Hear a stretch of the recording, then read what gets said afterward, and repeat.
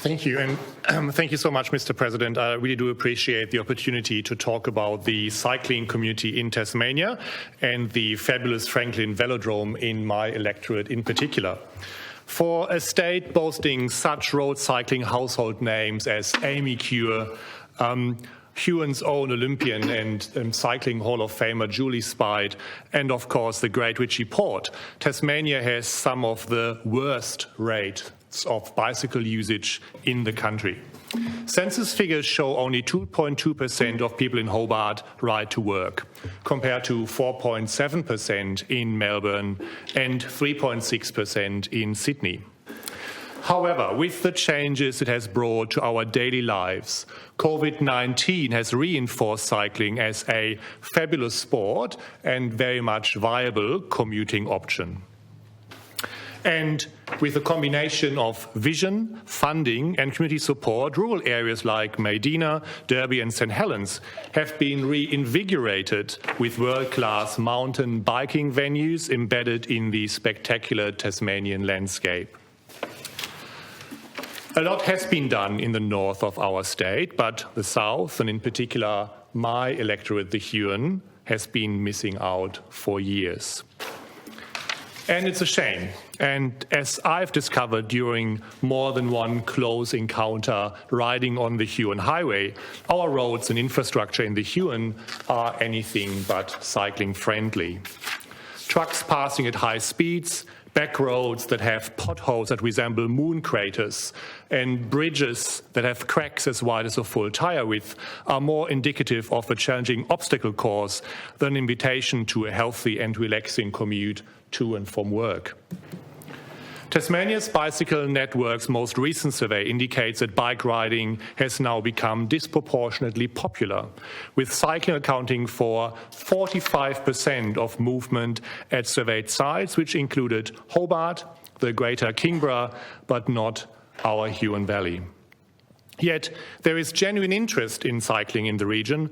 The Huon Valley is home to great cycling clubs such as the Southern Pedals and the Sisters on a Roll, and their acronym is SOAR. Small business owner and bicycle mechanic extraordinaire Damien English from Huon Bikes is an outstanding asset, and cycling events such as the Le Tour de Signet have brought many welcome visitors to the Huon. It's a good ride. Audex Tasmania has been holding regular long-distance events such as the Seven Hills Dash. It's a challenging ride starting from Sandy Bay via Ferntree to Lower Longley to Huonville to Port Huon to Signet, over Woodbridge Hill to Middleton, then to Parramatta, back to Sandfly and then all the way back to Sandy Bay.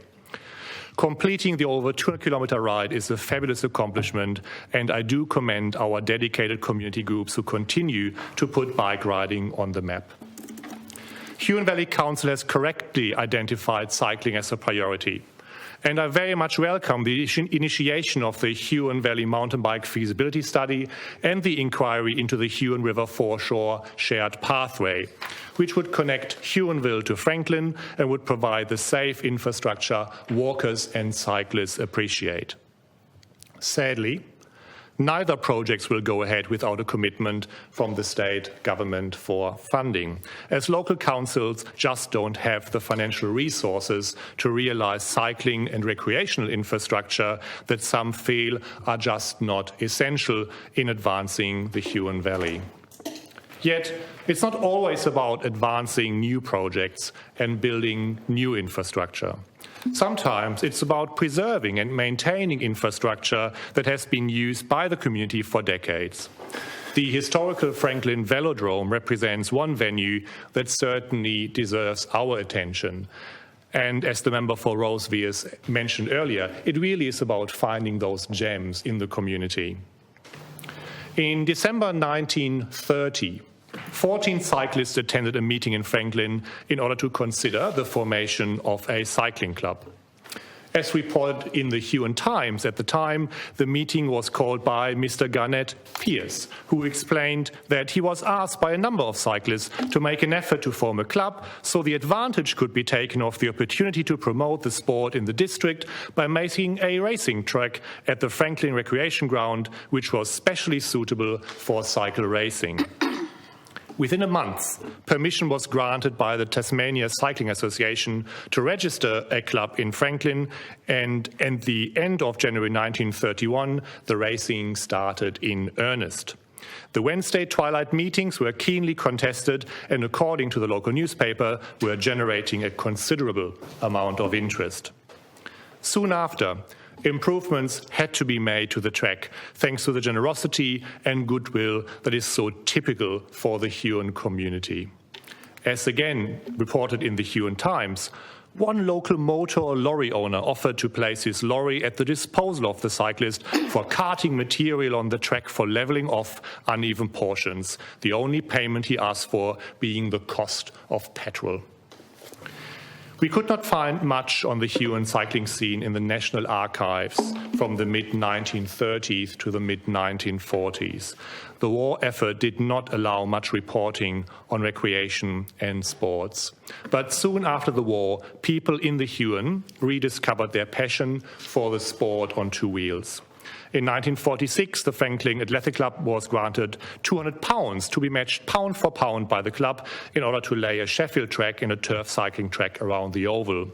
In 1951, the time the Latrobe Cycling Club granted permission for a consulting engineer to prepare plans identical with the Latrobe track, which was regarded as the safest and arguably the best track of its type in the Commonwealth.